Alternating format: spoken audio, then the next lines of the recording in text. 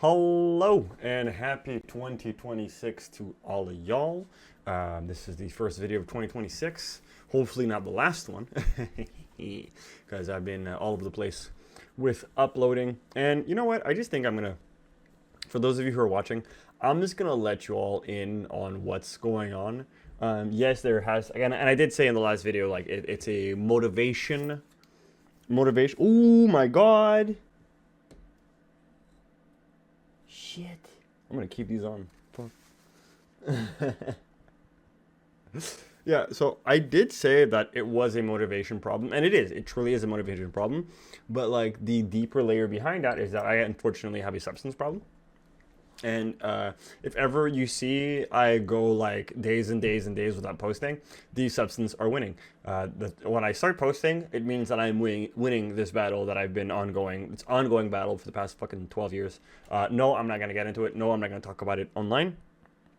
But I did want to let you guys know that I'm still here. Now, without further ado, let's begin the 2026 first video of the year. An article by The Guardian, State of Play, who holds the power in the video game industry in 2025. I think this is a very weird-ass article for The Guardian, of all people, to be talking about, to be writing, but let's see what Keza McDonald has to say. This was done on Monday, the 22nd of December, 2025. So this kind of seems like a nod to what has happened. I haven't read the article yet. This seems like a nod to what has happened in 2025 and what can they do in 2026 to make sure that they can recontrol the narrative. Since this is the first video, I'm going to be a little lazy. No crazy editing this time. Beautiful, beautiful image over here of President Donald Trump in the Halo Master Chief armor, but okay. This year has brought us many brilliant video games, but as wealth continues to concentrate and games are used to exert economic and political influence, we need to keep an eye on the top players. Now, you see, China has been putting games out, and they've been bangers, and they've been making so much money because they figured out a way how to cut cost and put games out in a timely manner. And they're completely steering clear away from politics. So I'm looking forward to see what they have to say. Who again? Keza. What she has to say. I love playing video games, but what interests me the most as a journalist are the ways in which games intersect with real life. That's the part I hate the most about video games, is when they try to like mishmash reality and my fantasy together, and they do it in a forceful way and not in a very like ingenious way also. One of the joys spending 20 years on this beat has been meeting hundreds of people whose lives have been meaningfully enhanced by games. And as their culture influences has grown, these stories have become more and more plentiful. They have become more plentiful, and as a younger man, when Gamergate, the first Gamergate happened, I didn't understand why so many people were that angry about it. But now as an adult and seeing what happened over the past 10 years with the end cycle of the PS4 and pretty much throughout the entire life cycle of the PS5, we've had games with overly inflated budgets for one, bad gameplay, bad story, shit character design, all in the hopes of pushing this narrative and selling this game to this mythical audience member, the modern audience, the game that's made for everyone, so everyone's gonna buy it. No, that's a terrible way to run business, and that's a terrible way to make money. And that's why we're seeing such a dramatic change in the gaming industry. There is another side to this. However, a couple of decades ago, video games were mostly either ignored or vilified by the government and mainstream culture. I remember that. I remember when they were like, video games are causing people to do mass shootings. That was such a dumb time. Leading to an underdog mentality that has persisted even as games have become a nearly $200 billion industry. As their popularity has grown, so have their political and cultural relevance, and the ways in which games intersect with real life are now colored by the economic and political realities of our times. You know,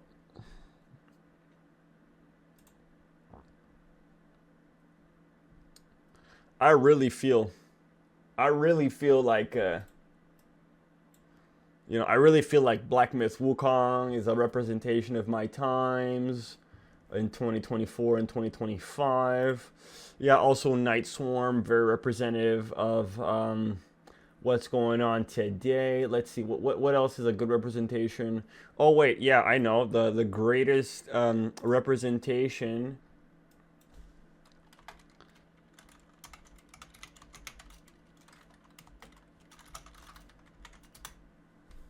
Yeah, this was me. All of oh wait, let me move the thing. Yeah, this was me all of 2025. This I played the shit out of Kazan and made a bunch of videos about Kazan because it represents modern day. And I just, you know, the intersectionality between Kazan and real life is what kept me going back to the game, honestly. This is a dumb article. Dumb take. I mean, it's The Guardian, so. When I look back at this year happening in the world of games, I see a lot of positive. A theme of the past few years has been comparative small-scale games outperforming expensive blockbusters. The best example this year has been the multi-award-winning Cleric's Bureau, Expedition 33, and Hollow Knight Silksong. Yeah, because those are two really good games. And also, the characters are attractive, which is fantastic, which has sold 7 million copies. Despite year-long discussions over the finer points of what counts as indie and how many people really contribute to the game made by a tiny team, a lot of them use contractors, which deserve to be acknowledged. The point remains that it is very possible to make brilliant creative games to extremely high standards without a $100 million budget, and that is something to be celebrated. I actually 100% agree with that. You don't need $400 million to make a game. Black Myth Wukong, Kazan, two amazing games, did not cost $400 million. I think Black Myth Wukong was costing upwards of around $70 million, which is around the same price as Ghosts of Yote. And look at how well Black Myth Wukong did versus Ghosts of Yote or Yotai or however you want to call it. I wonder if they've released Ghosts of Yote sales numbers. Ghost of Yote sales numbers. Do we have the actual sale numbers? On launch, 3.3 million copies, which is not bad. It's less than Ghost of Tsushima by 20%. And the fact that they're saying, yeah, but it's going to reach 5 to 8 million just shows you just how actually desperate they are. And now Black Myth Wukong.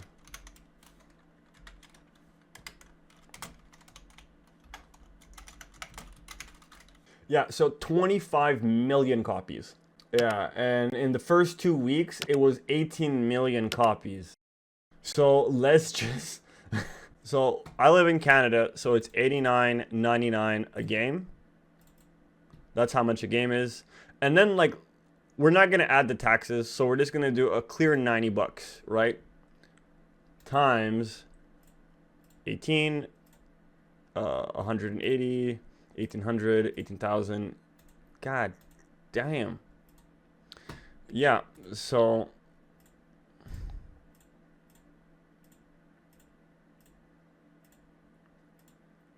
Yeah.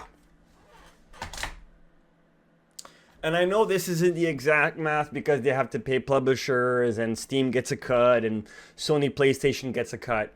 But when you look at this, right, versus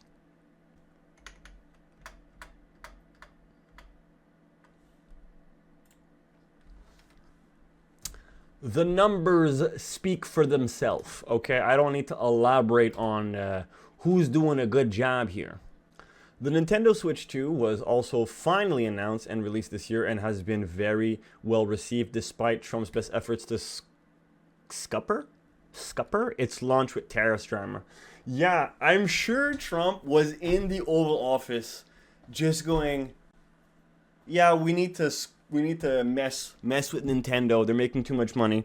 We're gonna add some tariffs to make sure the Switch doesn't sell as well because America is known for its handheld industry. You see, like this is why gaming journalists are dying out, is because in an article about video games, they will bring politics into it like Donald Trump. Like Donald Trump has absolutely nothing to do with this article, and somehow this journalist is going to tie it all back to the West is evil, late stage capitalism, Donald Trump, you should be left or whatever. But the broader story of 2025 is of games industry reckoning with the same late capitalist techno-feudalist forces that...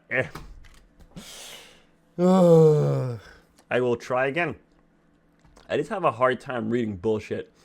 But the broader story of 2025 of a game industry reckoning with the same late capitalist techno-feudalist forces that are threatening every creative industry, wealth continues to concentrate at the top, while workers continue to face huge instability. More than 5,000 game industry jobs have been lost this year, and have several studios, including Monolith Productions.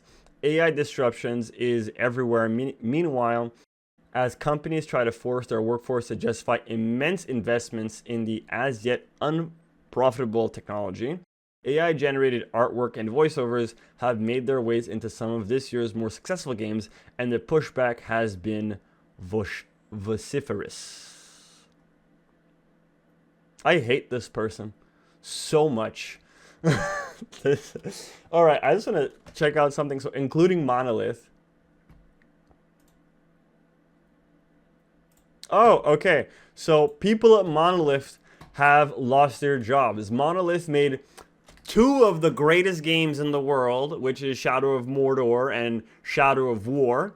And then also had one of the greatest AI in the game, which was the Nemesis system. And then they sat on that IP and that Nemesis system for years, announced a Wonder Woman game that rebranded the Nemesis system into the Friendship system. I don't know why, because it affects your allies instead of your enemies, which was stupid because you had a system that did work fantastically and then you decided to get rid of it. And then they canceled the game. Yeah, I'm sure the tariffs and Donald Trump and what's going on politically has everything to do with the layoffs at Monolith. That was a stupid, bad example. I didn't even have to research to debunk your theory. I just had to use 1% of critical thinking and I was able to figure it out. You buffoon. All this has led to much greater visibility for Video Game Workers Union. In March, United Video Game Workers formed in the US and Canada, part of the Communications Workers of America. Why? I hate the writing style of this person. This is one of the worst articles I've ever read. Keza MacDonald. I hope this is the last article I ever read from you. In the UK, the firing of 30 staff from Rockstar Games pushed the UK's IWGB Game Worker Unions into the spotlight.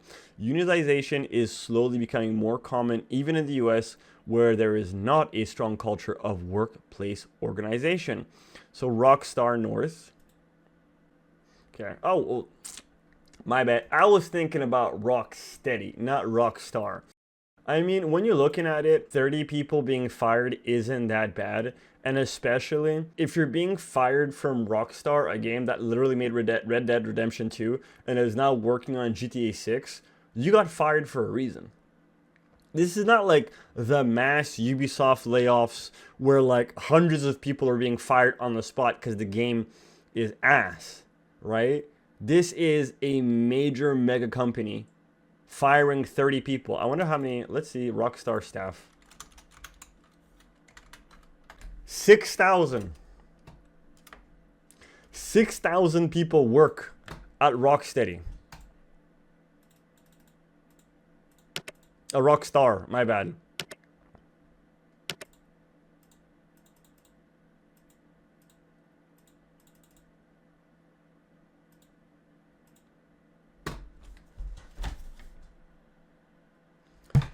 .5%. 0.5% of people have been fired. You're retarded. This is why you should never listen to these people, because they like either she's retarded and not doing any research, or is just lying because she's doing the research and just straight up knows how she's muddying the water. She's not giving you guys all of the information. She is pushing a narrative because she is retarded. Another theme of the past few years has been consolidation when Microsoft acquired Activision in 2023.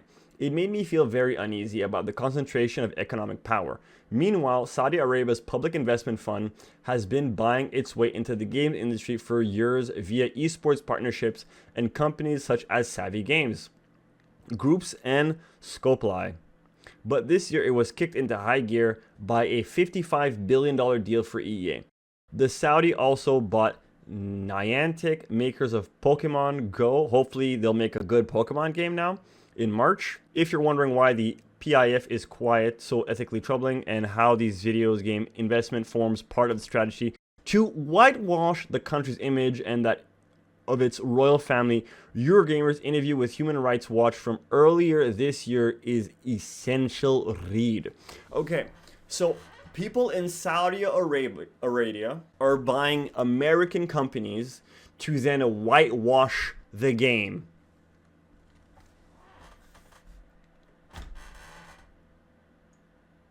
Does anybody else hear this stupidity? No? Just me? Okay.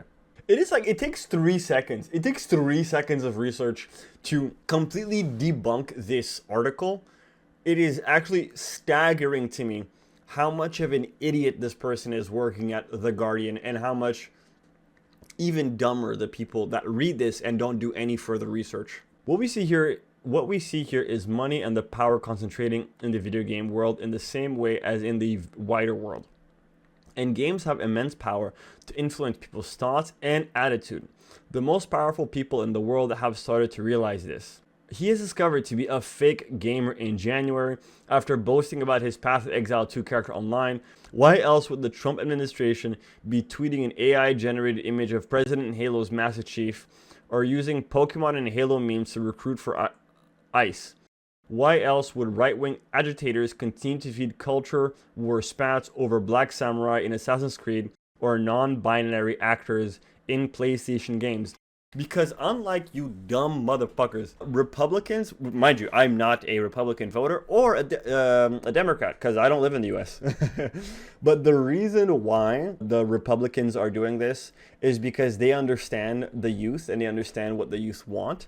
And unfortunately, what the youth want, or not necessarily what the youth want, but what people who are playing video games, what they want, more strongly aligns with the Republican presidency versus the Democrat presidency. And listen, I'll take a game that has nothing to do with the West, but embodies traditional male values. We're going to take Black Myth Wukong, for example. In Black Myth Wukong, you play as a monkey. Yes, a monkey. But you are also a man. You are a male. And you go on a self-discovering journey to attain godhood, only to realize, because like you're imprisoned, right? And once you get to the end of the game, you realize that the reason why your body's imprisoned is because your mind is actually the one that's been caged in. And you have to re-go through the game until you're able to free your mind, which will then free your body. And through that, you'll be able to achieve enlightenment. I lost my train of thought. I had a whole thing with the dog. My bad. Oh yeah, I was talking about why people prefer, why Republicans are engaging with video games the way they are. And it's because people just prefer, oh, fuck, I completely lost my train of thought. Yeah, so I was talking about Black Myth Wukong. And essentially, the whole thing about Black Myth Wukong, it's a journey of self-discovery. And also, it's a journey of, if you want to free your body, you first have to free your mind. You first have to remove the shackles off of your mind, which is something I believe a lot of people can relate to, especially young men. And then, for example, you have Ghost of Yote, where I didn't play the game, but I watched like a dozen videos about the story. And essentially, you play as Atsu, a woman who's a samurai in a time period where women were not samurais. Personally, I don't really give a shit that she's a samurai. I would prefer if she had powers, because don't drop me in a real world setting and then make me break the rules kind of situation, you know? But that's neither here or there. And you just go around whooping ass, which is always cool. But from what I understand, she's kind of like a Mary Sue. You don't see her improve. She's just already good at everything she does. And then the game ends with the one male character dying, and Atsu and some other Japanese girl raising a kid together, and like it's big one lesbo fest. And listen, if that's your kind of game, that's your kind of game. It's just not my kind of game, and you're not gonna get my kind of money. So unfortunately, until game developers get it through their dumb, thick skulls, you are not a movie producer. You are not a movie writer. You are not going to decide what people like. People decide what's good, not you. I don't pretend to be neutral. Really? I don't pretend to be neutral on any of these things. Earlier this year, after I wrote about the Saudi acquisition of EA, I got an email from a reader asking if some of this stuff is more editorial opinion rather than fact. I could promise you this is more opinion than anything else. The answer to that is editorial opinion. The answer to that is both. I will never report anything here that isn't true, but I also won't shy away from delivering my informed opinion on the things that go in the gaming world. Unsurprisingly for the Guardian journalist, my values are inclusive, left-leaning, and somewhat skeptic of corporate power, and of course that informs what I write. Pushing buttons, I think that those values are the vital context in these times. Do you guys see that? What does that say? Guardian journalist. Let's make it easier. Journalist. A journalist in what I thought was supposed to report the facts. A critic gives their opinion. Are you a journalist or are you a critic? Kaiser. I'll tell you right now, she's neither. She's neither. Playing games is something a lot of us do for escapism, and a lot of people still react defensively if you talk about their relevance to the real world politics. Don't we play games to get away from this stuff? Can't we just concentrate on the hundreds of fantastic games that come out every single year from creatively fired up developers and artists all over the world? But games are inextricable from what's happening in the world. All art is, as if to symbolize this year's Summer Game Fest, a showcase forthcoming held in LA June was interpreted by citywide LA protest against ICE. December 23rd, 2025, this came out. Black Myth Wukong. Doesn't really have anything to do with reality. Megabonk also not really. I don't know. It just seems like